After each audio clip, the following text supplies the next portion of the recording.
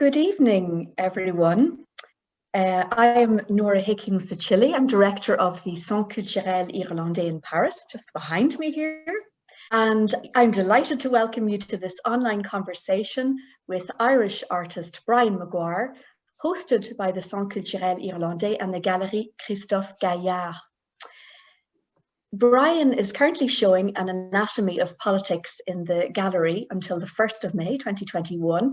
It is his first exhibition in Paris and marks his first collaboration with the Galerie Gaillard. So this evening, Brian will be in conversation with two gallerists, Christophe Gaillard and Fergus McCaffrey, who represents Brian in his galleries in New York, Tokyo and St. Barth. The talk will be chaired by human rights activist Bill Shipsey, an arts producer, promoter and consultant and former barrister. I thank them all for joining us this evening, as well as Nathalie Gaillard and Anne-Laure Minot from Galerie Gaillard. And I also thank you at home for joining us. I see among you Paris-based painter John Lawler, and I just wanted to take the opportunity to congratulate him on the acquisition of some 50 or so paintings by the Irish Museum of Modern Art, which was announced just yesterday. So before I hand over to our chair, Bill Shipsey, I will take you on a virtual photographic tour of Brian's exhibition in the 3 rooms of Galerie Christophe Gaillard.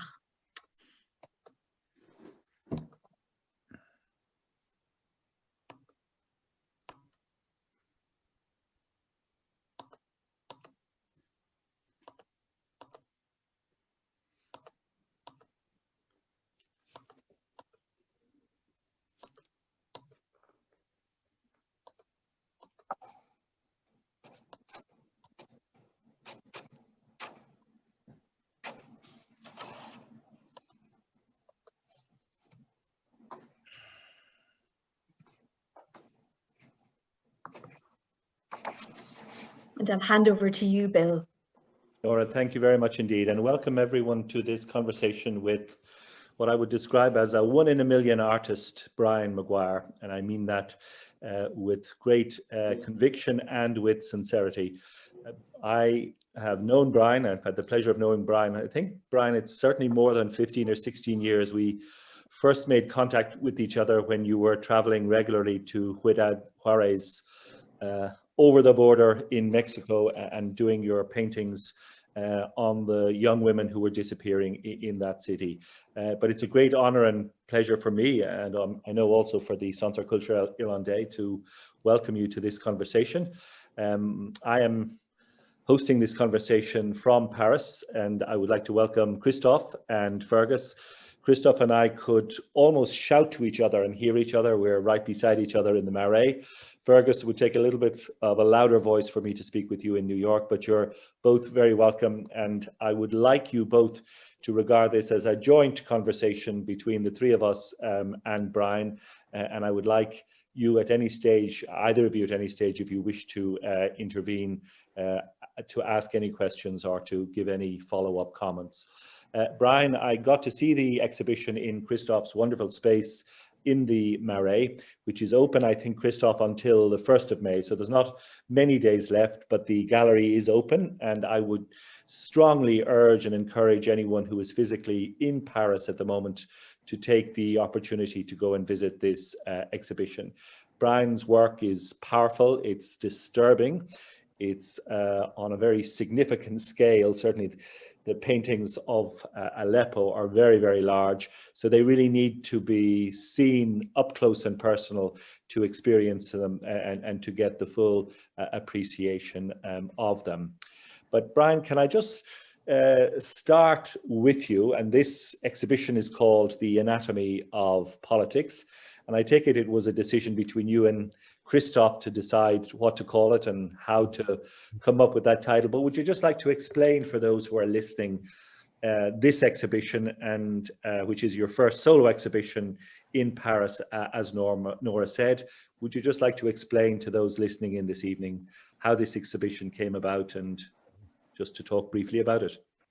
I think Fergus, who's began to show my work in FIAC, and I think Christophe saw it there.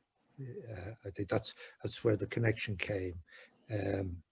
Then with the title, there was a long discussion with Christophe about the title, and eventually out of that dialogue, this concept came that really, that what I was trying to do was take politics as a kind of a dead body on a slab and examine it. And of course, I did that through its victims.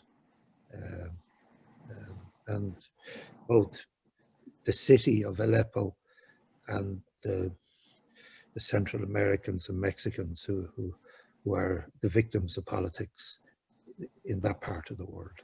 So that's what comprised the show. The show has some work that has never, some work that's been seen before and some work that's new. The show is brand new in the sense that this collection was never put together. It has some work which was shown in Fergus's gallery in New York, in Fergus McCaffrey in 2016, I think. And that was from images which I had found in Juarez from the newspaper. I had embedded myself in a newspaper, a kind of a reversal of the meaning of the word embedded. But that answer you?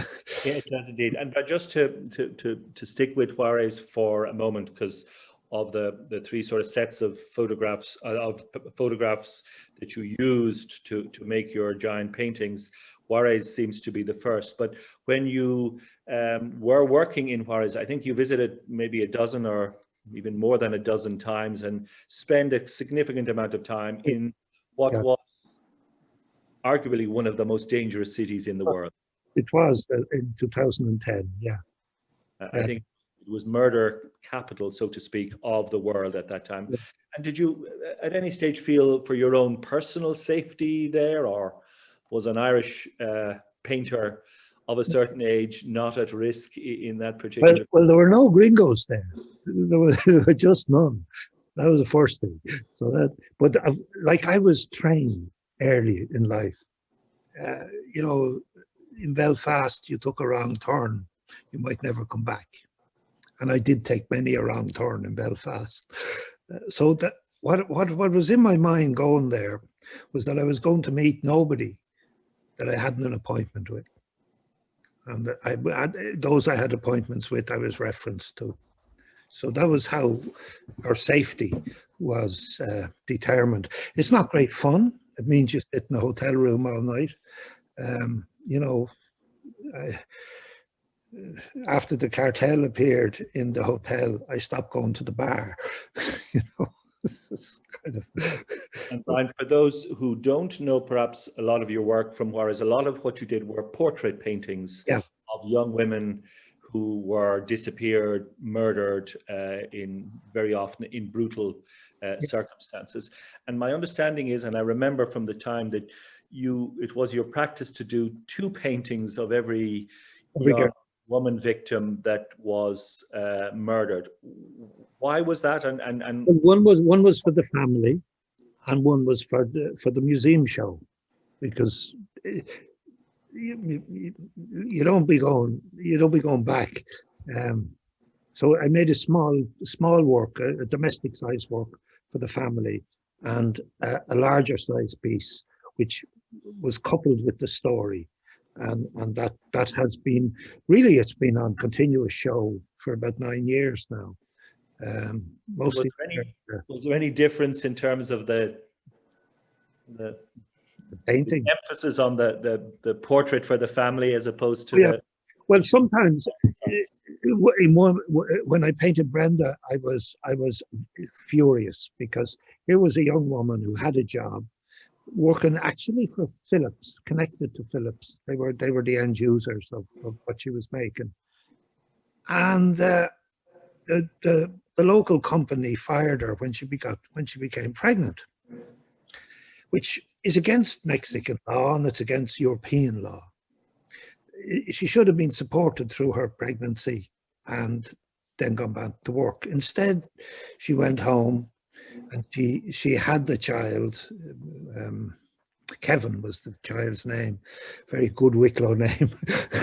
But when she went to look for a job after a month after the child was born, and she was taken. She disappeared. She'd never been seen again. And if the law had functioned, the labour law had functioned with her, that wouldn't have happened. And that made me extremely furious. And the painting was in black and white. And the mum looked at it, and it was based on a picture of the girl as she was going out with her friend. And they were all paid, they were dolled up. They looked absolutely gorgeous. And her mum felt that another image, she would prefer another image which was of Brenda as a schoolgirl. So we changed that image. But mind you, I had given her a photograph of the black and white version, and it was in her bedroom in the vanity mirror. So, you know, but she wanted one where the girl was younger.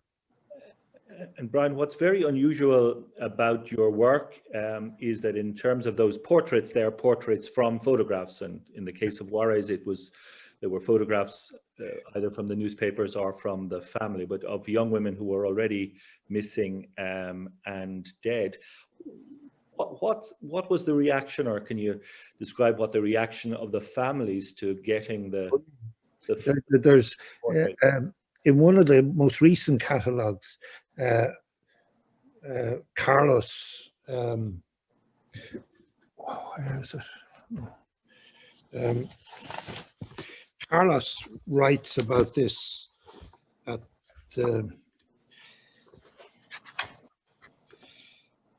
Julian Cardona writes about it, sorry, in very short 800 words about, because we showed those portraits in Juarez in the museum, and the families came in. We got the families, we got transport to come from the colonias to the center, and they had already expressed the view that they liked that I remembered them the way they remembered them. But it couldn't be any different since I got the photos from them, or I photographed their mantelpiece in order to get the image. But the other thing was that they were very happy that at long last, the city had shown respect for their daughters. They said one of them spoke, and she said, it was very powerful. She said, we live on the periphery of this town. Our daughters were killed on the periphery of this town. They were found on the periphery. They have never been to the center. Today, they are at the center, and they are respected. So it was a very moving statement by one of the mums. And in terms of, have you maintained contact with the mums? Have you been back recently? Or? Yeah. No, that show was September to December 2019. So I was back. We did that. I tend to when I go, you end up on a conveyor belt going to all your friends around the world, because you make friends in every city you go to. You must know this, and. So yeah, I will be back. Travel, Brian, pre-COVID. In the olden days before COVID. We're going to travel again. Fergus, can I just bring you in there, and maybe just to tell everybody listening in and sort of watching, when you first came in contact with Brian and what captured your interest in him, because Brian I've described you as a 1 in a million artist, but in terms of popular appeal, Brian doesn't go for popular appeal. The work he does is dealing with very difficult subjects. He goes to takes great personal risks and lengths to paint it. So what does a successful commercial gallery operator see in a Brian Maguire? I first got to know Brian's work. I grew up in Dublin, and during the 1980s and 90s, it was impossible not to know Brian's work. It was rough, it was in your face, it dealt with things that people didn't want to talk about. And when we first started working together was actually a prison art project in 2001, so 20 years ago, where a women's prison here in Chelsea, in New York, existed, surrounded by all of these art galleries. And it was just this, and I had heard stories of the women being up on the roof and whistling at art handlers as they were moving big paintings and crates around and whatnot. And it just was one of those occasions where you would just say to yourself, what if, there has to be some sort of dialogue here. And clearly there's only one man for a job like that. And so I called Brian.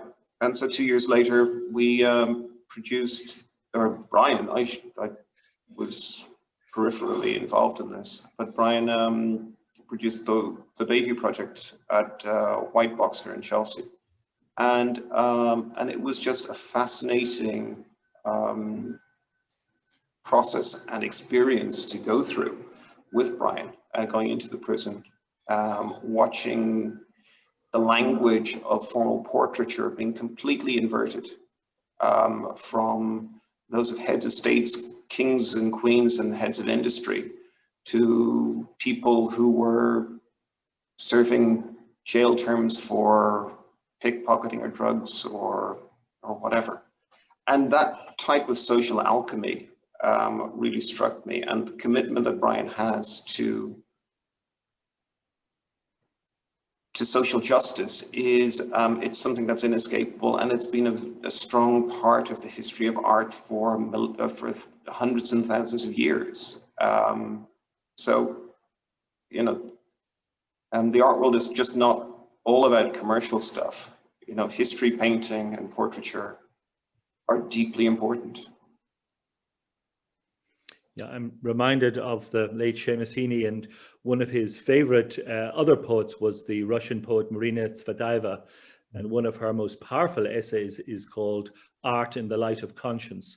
But whenever I look at Brian's paintings, it's exactly what I think of, that Brian paints in the light of conscience. Christophe, as somebody who has moved to live in your beautiful city 2 years ago, and now that France is our, maybe it always was, but it certainly is now our closest EU neighbor and friend, what is it about Brian's art that attracted you, and what is it that made you decide in your beautiful gallery to offer Brian his first solo show in Paris? You're muted. I'm sorry, you have to unmute. Sorry. Thank you, Bill. First of all, I didn't know Brian before Fergus, Valentine, and Alison spoke to me about him. And it was a big discovery, and I was absolutely impressed when I entered in his studio, to be honest. I've seen the paintings before, but when I was in the studio, when I discovered some paintings, not a few, but only 2 paintings, I think, and one of them who remains very, very hard in me, the non-dead, the 5 body on the in Mexico, in the border of the Mexican America, where we speak about it maybe later. I was completely obsessed by this painting because it took me time to discover what disturbs me in Brian's painting. It was a kind of oxymoron. In fact, in front of the very first painting I spoke about, the non-dead, I was obsessed by this. I was obsessed by this fusion between the style and the content. A content also you would think at first that the morbid subject described in the painting should require more expressivity, more brushstroke. Brian, in the opposite, made the 5 bodies like bodies who were fainting into the painting itself. I don't know if I'm clear. My English is not maybe so good. Very good. I was very, very obsessed by this quality of Brian to make something very clear, very liquid on a subject so hard and so expressive. And after, the second idea, not idea, but the second things who attract me was the question of brotherhood. I think it's very important in Brian's work. It's not only a question of justice, it's a question of brotherhood.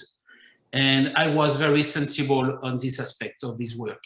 And it's a question about community, it's a question of speaking about the horror of a world. And of course, as Fergus said, we are not only a gallery to show work will be hanging on the wall in your dinner room. Of course, it's something else happens with Brian's work.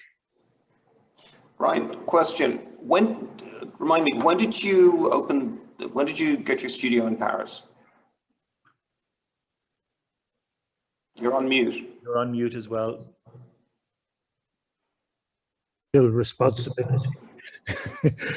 The 2006, but I didn't get to work there until 2008. And then I was still professor in Dublin. I had a year out in, I think in the 2008. Yeah.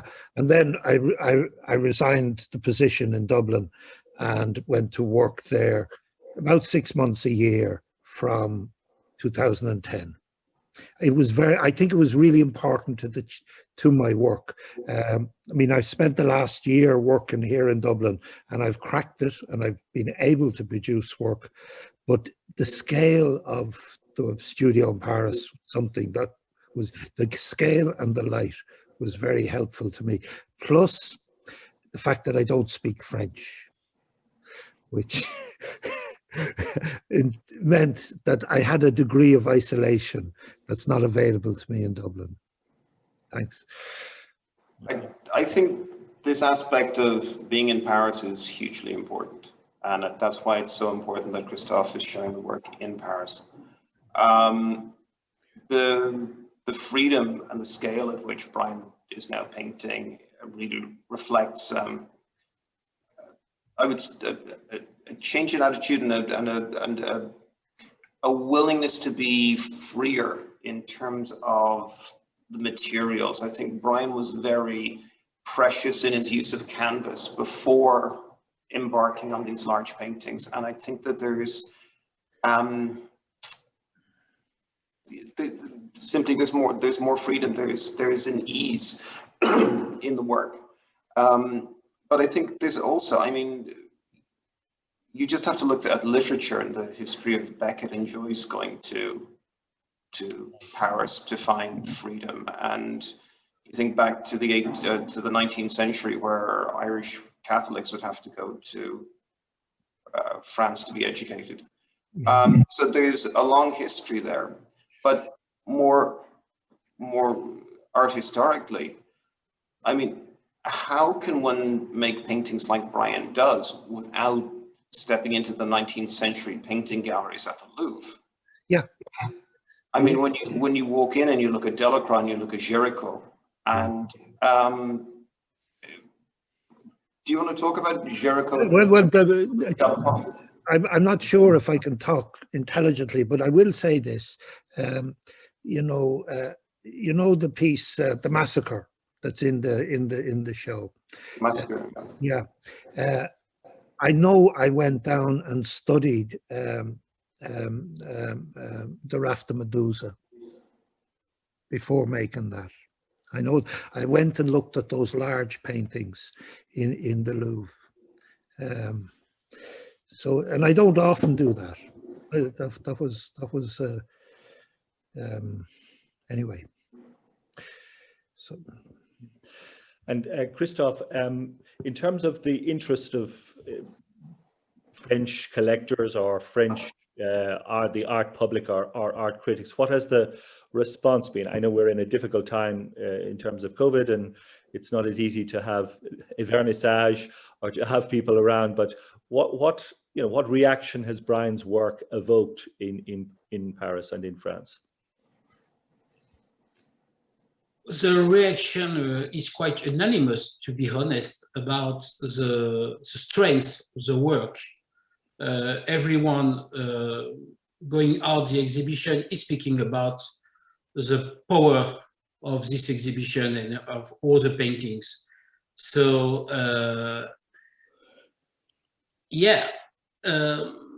we have, that's a kind of painting with which you have great conversations with people interested in, to be honest.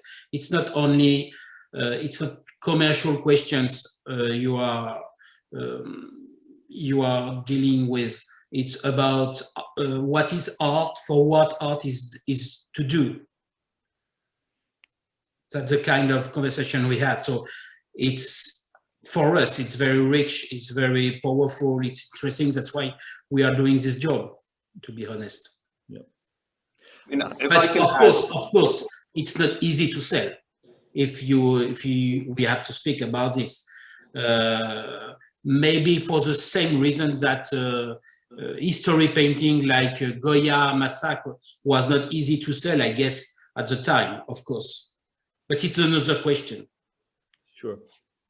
Well, I think that it's also just in terms of context, and I think Paris is particularly important, but it's also to understand Brian in his peer group, because Brian is a part of a generation of painters that includes Marlene Dumas, Luke Twymans, and Kerry James Marshall, for example, where there's this profound commitment to social justice and to bring to the surface those things that people are not delighted to look at all day long. And the truth of that is bloody important, because, you know, art is, it's not just pretty pictures. There's a truth to be told here, and there's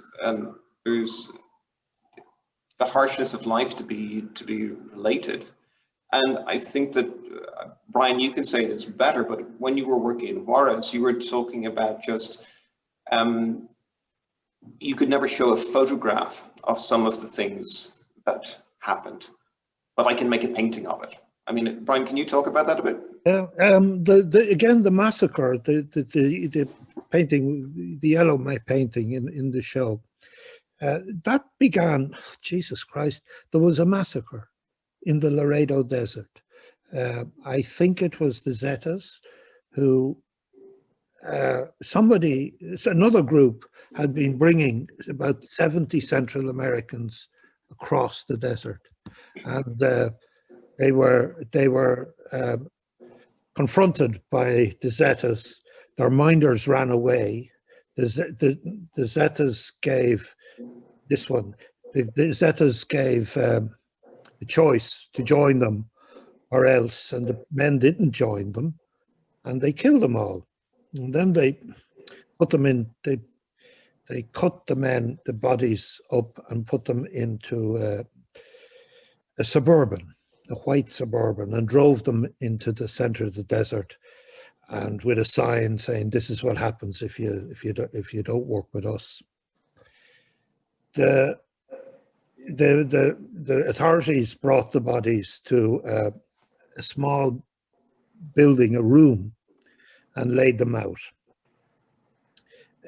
Somebody in the authorities photographed the room and sent the photographs to the Houston Chronicle. The Houston Chronicle said, no, we're not going to print those. And they sent the images to the Guardian. And the Guardian, rightly, it also decided, no, you couldn't print these. But Ed Villamy was still in the Guardian. Ed, who wrote for the catalogue we made with Fergus and the Caroline Gallery, Ed sent them to me on the understanding that I would be able to do something. And indeed, I did, and it's on the screen now, the painting. On a personal note, the structure of the room would normally, when you would have bodies laid out like this, there would be some religious symbol. There was none in this room. What there was a bottle of spray on a table at the end of the room of formaldehyde. which was to keep the odor lower. I thought this was a room which there was no God. I mean, I've done work like this before. I did it for the Biennale in São Paulo in '99. But I don't know what to say other than it seems to be possible to do this work, to present this. Like, nobody's refused to exhibit this. This work has been exhibited in New York, in I think in El Paso and in Paris, whereas nobody would produce the images. So yes, by painting, this story remains, which is the reason for doing all of the stuff, is to give an opportunity for the story to remain in the world, the reflection on the event. And having visited the exhibition in Christophe's gallery, I mean, I mean, some of the paintings, they're tough. You know, you in terms of your human emotion when you see painting of a massacre or dismembered sort of bodies and heads. But I was also sort of thinking, Fergus, when you were talking about, you know, good art and the role of artists, that wonderful line in the Yeats poem about all good theatre having to engross the present and dominate memory. And when you're in front of Brian's paintings, you cannot but be engrossed, and then it does leave this impression with you that stays. And Brian, it is really important that you are memorializing these victims and people who are the sort of forgotten of the world, and you're doing a very important, you're performing a very important social role as well as an artistic role in doing so. Could we move, because we could spend perhaps 2 or 3 hours on this discussion, but we're about 25 minutes left and we've got to get some questions in. Could we move across the border to Arizona? And can you just tell us how the Arizona paintings came about, and what do they show?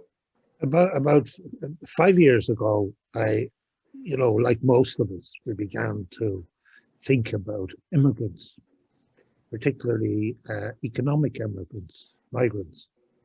And I was aware that there was a death toll along the borders of America. Basically, the idea, people used to come through the cities, but then it became more difficult for them to come through the cities. The American border patrols became more effective in the cities, so they began to come through the desert. And for about 4 years, I thought about it, and you know, I don't think I had the money to go to Phoenix, which seemed to be the center of the NGO world dealing with this issue. But anyway, I was showing in El Paso when I got the filmmaker, Mark McLaughlin, got in touch and said he had a contact, and one thing led to another in Tucson, Arizona. And it wasn't long before we were sitting in front of Greg Hess, who is the chief medical officer for Pima County. And his institution receives the bodies which are found in the desert. And he told me he had thousands of case files. He gets about 160 a year. I think I may be wrong on that, because my memory is getting less effective. However, I asked him if I could look at and, you know, take away images of the people he found. And he because he's allowed to do this for educational purposes, he agreed. I think I must have been the first to come to this public institution and start to seek to gather information about what's happening. So these people are dying while they walk across a desert, mostly to get work. Their families, they live in fear. I mean, the destruction of social society in Central America is another story that's no longer covered. In regards to these people, one time I was there and I met a Paris-based journalist with New York Times who wrote about one of the guys. That's the only time they've been covered, to my knowledge. And there are NGOs which try and match the dead bodies with their families.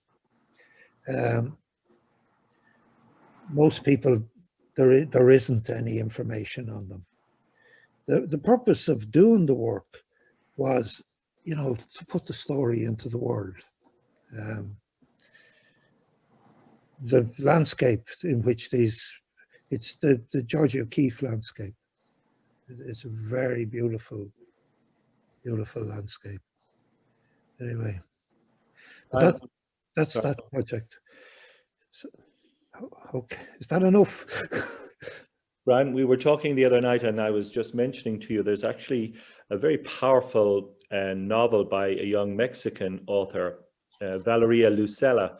And I read it and was very moved by it last summer, but it's one of the finalists in the Dublin Literary Award for this year. It's there along with Colin McCann's Paragon, but it's a very powerful story about children trying to make their way across the border and getting lost there. So along with commending your art, I would commend that novel to anyone who's interested in that, in those sort of borderlands where Central Americans try to cross into the US.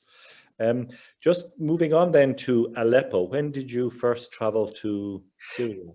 Syria, it became possible to get a visa in 2017, in March 2017. And I jumped at it. Again, this was a question I had been, maybe 3 or 4 years wondering, how do you get there? And anyway, through work I had done in prison in Ireland, an opportunity arose, and I took it, and we went to Syria and traveled through Homs and through Aleppo, and I photographed where I went and talked to people wherever I went. And I was very grateful to do it. Aleppo was one of the earliest cities in the world. Part of my attraction, of course, was that there was soap for sale on Rue de Nantes in an Egyptian shop at the top, a small grocery. And he was selling soap from Aleppo. And the soap continued to be sold there as the war continued. And this intrigued me. You know, the manufacturer of the soap, his name was embossed on the soap. This is a soap which doesn't damage your skin, which is made out of what's it? The Roman emperors used to wear on their head. What was it? A wreath made of something. Anybody remember? Well, it was a laurel wreath, was it? Yeah, laurel. It's made from laurel and olive. That's what the soap is made out of. I'm sorry, Brian. Where did you found the soap in Paris, or where did you find? Yeah, in Paris, in a grocery shop, not in a fancy place. Though I believe it is available now in the fancy places. But it was in this small Egyptian grocery shop. And I mean, there's a lot of, you know, North African people live in the in that area of Paris in the north. And the photographs, Nora, thank you for putting the photographs up on the screen, but the photographs don't do justice to the scale of some of your Aleppo photographs. I mean, they are, I won't say the buildings are almost life-size, but you feel they're almost life-size. These were photographs you took yourself. Yeah. Is that correct? And then came back and painted. This was a university student, law student, who'd switched to psychology, who was helping me on that day. It was funny. We chose to hang the works in one room, and at one stage we had more in it. And when you went into the room, it was almost like being in Aleppo, being in the destroyed city, you know.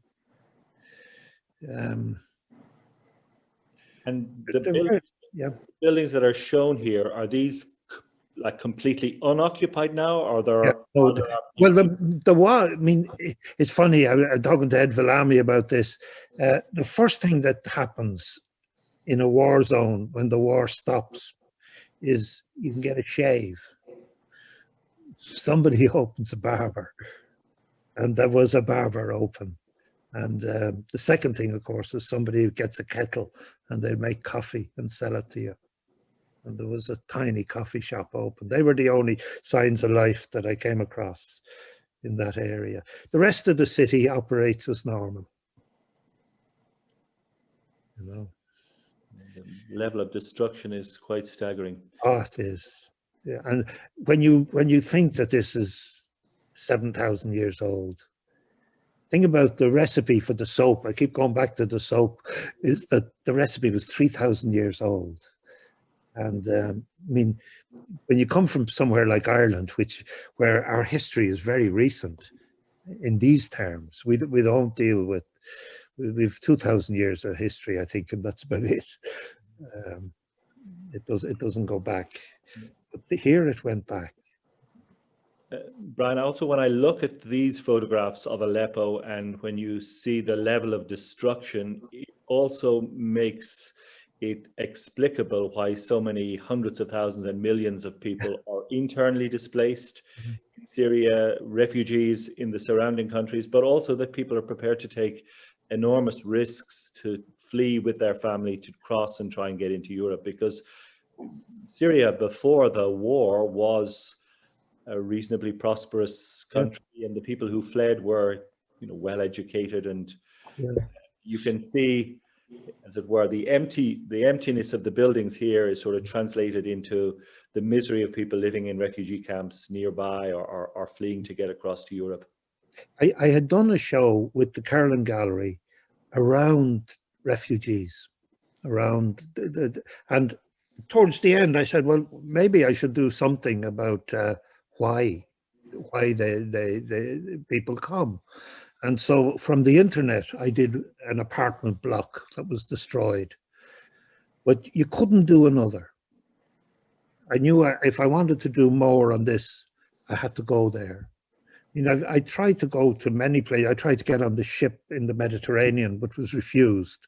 You know, anyway, it's just that some things work out and some things don't, you know, and you go with what you get.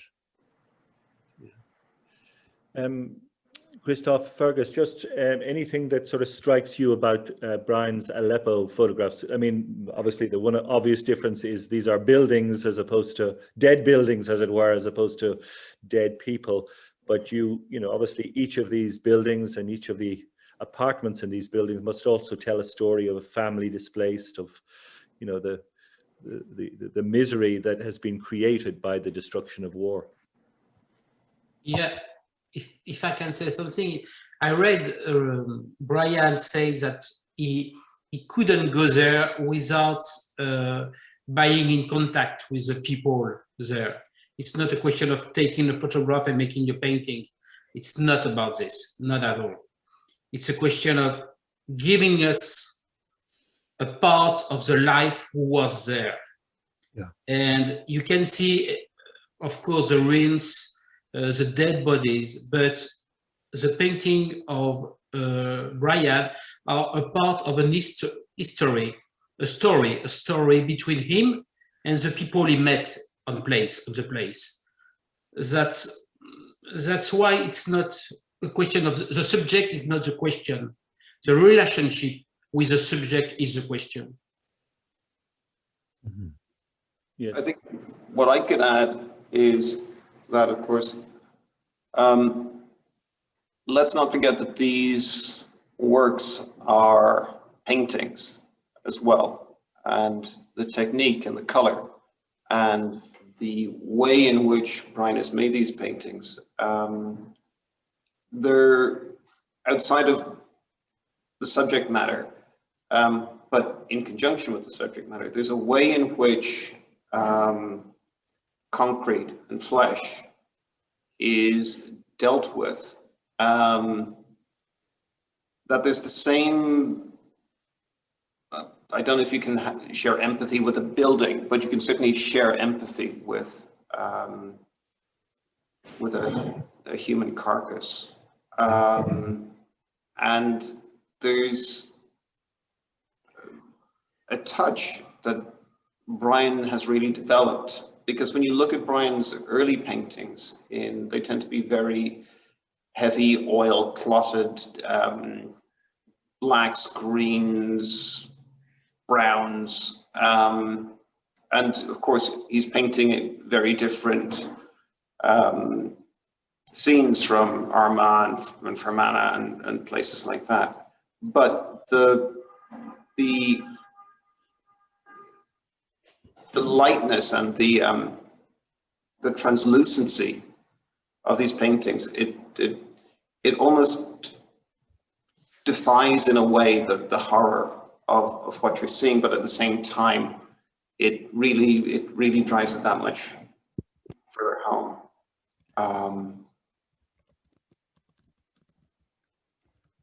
Very good.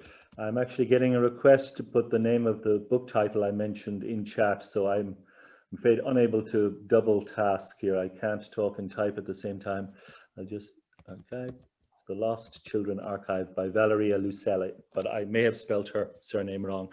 But anyway, thank you, Fergus, for that. That's very important, because perhaps in discussing the anatomy of politics and what motivates Brian and what motivates him to do his art, you forget the depth of the quality of his work. I mean, he is a very fine painter, and the work in this exhibition, I think, is almost all, or it's acrylic, but it is alive.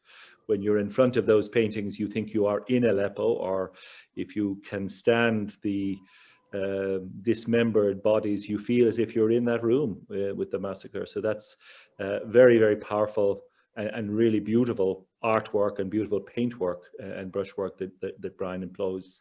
What I'd like to do now, we're just coming up to about 10 minutes from our allotted hour.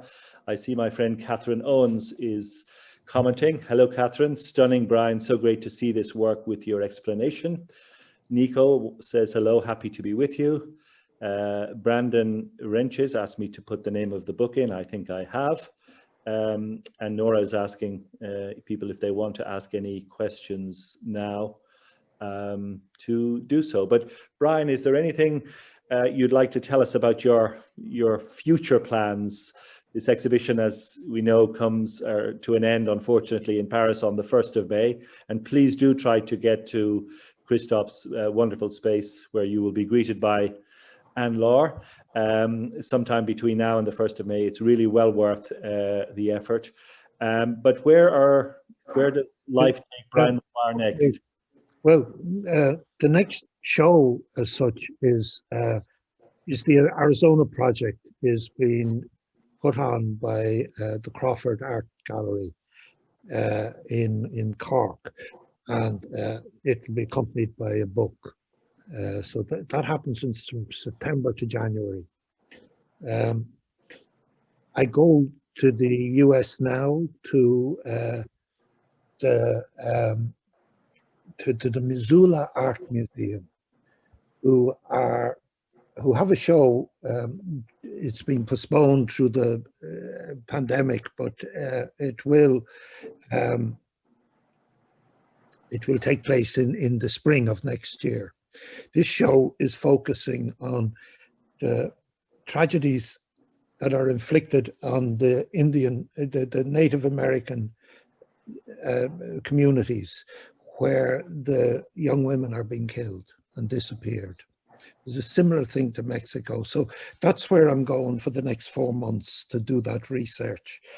There's also a show in New York that was postponed in the Fitterman Arts Center, which is the next one. And there will be a show in the Kerlin Gallery after that, and that's in Dublin. That's the order book, so to speak. That sounds exhausting. There's no slowing down or letting up in your work and in your industry and enthusiasm. Some more comments have come in from Angela Feeney. Thanks for a fascinating talk, Brian. Then there is a comment from Anne Baudert. Thank you all, a very inspiring conversation. And from Carrie Powers, hi from Missoula. So right. Missoula is after tuning in.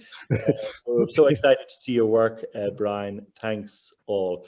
And I was mentioning, Brian, I have a good friend in Bozeman, Montana. That's right. I have the note. I received the email from you. Right.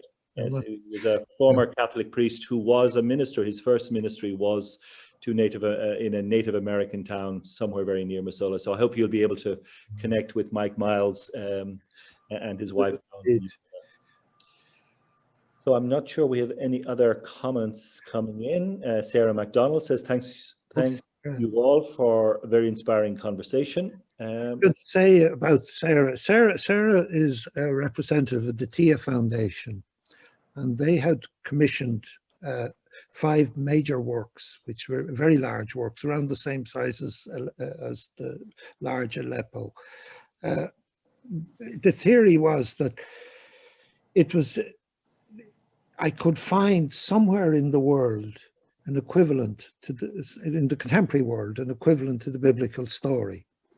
And believe me, this was not difficult. So I'm very, very grateful for that foundation and their support in making a very large, sizable work. About five pieces. Great. I think we're almost coming up on our allotted time. I'm just wondering if there's a few more questions. Question from Matthew Call. Thanks for amazing talk. Has looking at some of the images you paint from taking a toll on your mental health? Do you ever struggle to finish them? Yeah, okay. Yeah, you do. The struggling to finish is more to do with the technical aspects of work. The interesting thing is that painting is a very healthy physical. You get up a ladder, you mix buckets. Unless you're physically unwell, it's very healthy.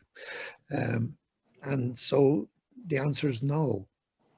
It becomes a professional activity of trying to make the painting rather than anything else. The emotional harvesting is done before, not during.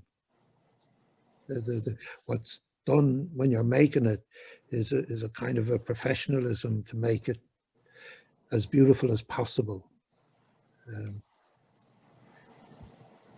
We have a few questions. Christophe, somebody wants to know where your gallery is in the Marais. I'll let you describe where it is. It's the Marais, 5 Rue Chapon, Chapon, and you have a small gallery on the street, but you have to go in the courtyard to discover the Brian show. It's just off the Rue du Temple. It's absolutely, yeah. It's a beautiful between Rue du Temple and Rue Beaubourg. Yeah, you have a beautiful space there.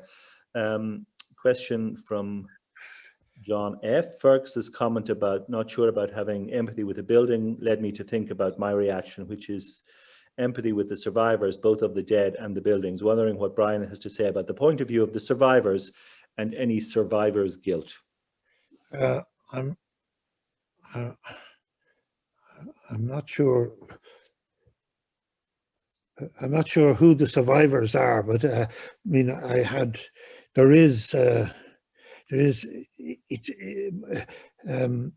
Syria is a minefield. I don't want to go to describe the whole.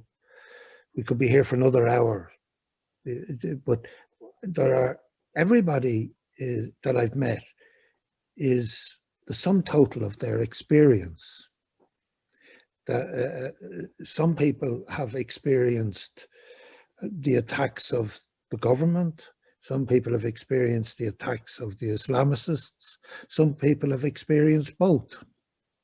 And, you know, the thing to do is listen. And I learned it in Juarez, was that your job was to sit and listen and look at, experience the grief that is there. Whatever is there, you have to, you know, face up to it and experience it when it's told to you. You know, when I say experience is the wrong word, listen is the more correct word, you know, because I don't experience their grief. But, you know, you have to be present. And that's where the motivation for the work comes from, what happens when you're present. So that's about that answer to John F's question. Yeah, I think that's a very good note on which to end. And I think Nora is coming back to join us now. But thank you, Brian. Thank you, Christophe and Fergus. From my perspective, it was a very easy task to be in conversation with you, and a great pleasure. Thank you. Thank you all. Thank you also to Bill, to Fergus, to Brian, to Christophe. And yes, please go and see the exhibition. It is powerful. It is emotional. It is full of humanity as well.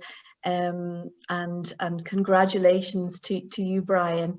Thank you to everybody who has joined us, and to all our panelists. Thanks, Nora. Thank you. Nora. Thank you. Have a good evening. Goodbye. Bye, everybody. Bye, Fergus. See you, Brian. Talk to you soon. Thank you, Bill. Thanks, Christophe. Thank you, Nora. Bye. Thank you. Bye, Brian.